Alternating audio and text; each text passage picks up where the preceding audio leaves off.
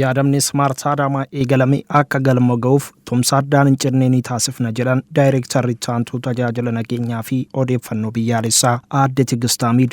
Sagantaan sakatta'insa hojiirra oolmaa siistamoota Piroojeektii Smart Adaamaa marsaa tokkoffaa gaggeeffameera. Sagantaa kanarratti keessummoota federaalaa fi naannoo irraa dhufan dabalatee hooggantoonni magaalaa seektaraalee garaagaraa argamaniiru. Kantiibaan bulchiinsa magaalaa Adaamaa Obbo Haayiluu Jaldee haasawaa baniinsaa taasisaniin tajaajila dijitaalawaa ta'e hawaasaaf, daldaltootaaf, dhaabbilee mootummaa fi miti mootummaatiif kennuun magaalaa teekinooloojiin dagaagde ijaaraa jirra jedhan. Karoorri guddinaaf jijjiiramaa dijitaal Itoophiyaa jedhu hojiitti hiikamee jira.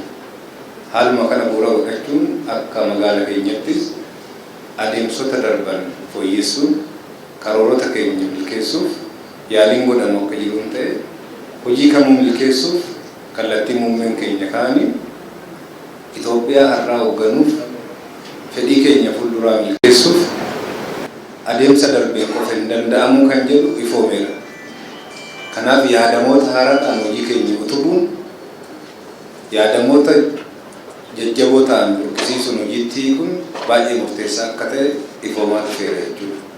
Nus akka magaalaa Adaamaatti kanarraa kaanee waggoota 3 darban yaadama Smart Adaamaa jedhu maddisiisuun hojiitti eegalleera. Yaadamichi galmoota gurguddoo 10 qabatee hojiirra oolaa jira. Galmoota kana keessaa inni guddaan mootummaa irratti xiyyeeffatu yoo ta'u, inni lammaffaan dijitaal Adaamaan jedhu kallattumaan dijitaal Itoophiyaa isa jedhurraa kan maddeedha jechuudha. Kunis ammoo rakkooleen garaagaraa akka furaman taasisuu dubbatan. Hojiin Piroojeektii Smart Adaamaa kun galma akka ga'uuf tumsa tajaajilli nageenyaa fi odeeffannoo biyyaalessaa akkasumas dhaabbileen garaagaraa taasisaa jiraniif galateeffataniiru. Dhaabbanni dhiinsan jalqabarraa jalqabee hojii hedduu nu gargaaruudhaan hojiin keenya akka milkaa'u yaalii guddaa fi sochii guddaa taasisaa turanii jiru. Keessattuu hojii sodaatame sirna bulchiinsa lafaa ammayyeessuu, sirna qabeenya keenya sirnaan bulchuu ammayyeessuu, hojiin kadaastaraa siistamicha oomishuurraa misoomsuurraa jalqabee akka hojiitti hiikamu yaalii guddaan godhamaa ture jira.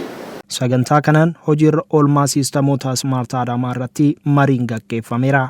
Jiraattota magaalichaaf tajaajiloonni 121 ta'an karaa onlaayinii kennamaa jiraachuu kaafameera. Siistamoota misoomsaman kanneeniin bulchiinsa lafaa ammayyeessuu dabalatee qabeenya sirnaan bulchuu fi kan biroo keessatti hojiileen gurguddoo hojjetamaa jiraachuu ibsameera. Daayireektarri Taantuu Tajaajila Nageenyaa fi Odeeffannoo Biyyaalessaa Aadde Tigist Hamiid Piroojeektiin Smart Adaamaa eegalame akka galma ga'uuf tumsa addaan hin cinne ni taasifna jedhan. የጀመርነውን ለመተግበር ተግባራዊ አድርገን ደግሞ ለሌሎች ተሞክሮ ለመስጠት የምንችል እንድንሆን ራሳችንን እናዘጋጅ።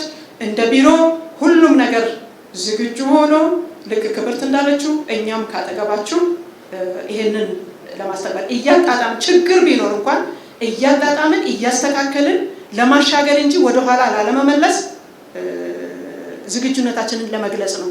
በዚህ ሰዓት በመካከላችን የተገኘ ነው። ለኦሮሚያ መነሻችን ነው። ፓይለታችን ይሆናል ብለን እናስባለን። ብዙ ፓይለት ፕሮግራሞች አሉን። Hooggantuun Biiroo Pabliik Sarviisii fi Misooma Qabeenya Namaa Oromiyaa Aadde Kookkabeedii Dhaagame isaaniin hojiin teekinooloojii kun caalmaatti akka guddatuu fi amansiisaa ta'u hojjettootaa fi ogeessota damichaa gama hundaan ga'oomsuun barbaachisaa ta'uu dhaaman. Hirmaattoonni sagantichaas yaadamni Smart Adaamaa hojiirra ooluu isaatiin hawaasni magaalichaa tajaajila si'ataa akka argatuu fi qisaasama yeroo kan hambisu ta'uu dubbatu.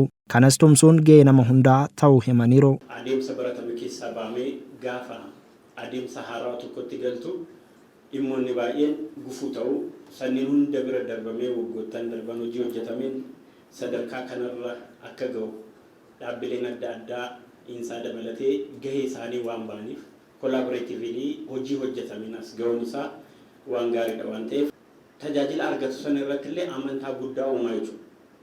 Tajaajilli kennamu gara teekinooloojiitti ce'uun yeroo ammaa wanta filannoo hin qabneedha.